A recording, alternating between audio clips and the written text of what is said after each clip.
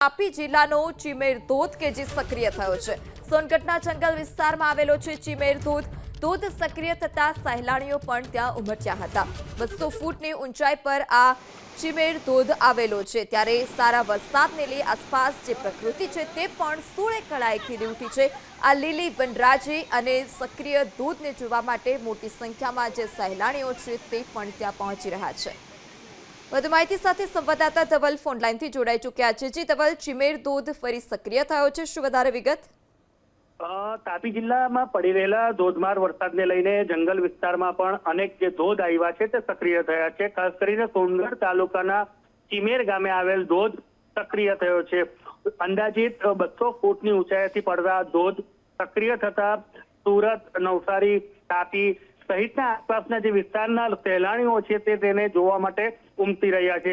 ઉલ્લેખનીય છે કે જિલ્લાના જંગલ વિસ્તારમાં આવેલ કેટલાક ધોધને લઈને જે વરસાદી માહોલ વચ્ચે ધોધ સક્રિય થતા નયનરમ્ય દ્રશ્યો સર્જાયા છે। જી ધવલ, સમગ્ર માહિતી બદલ આભાર।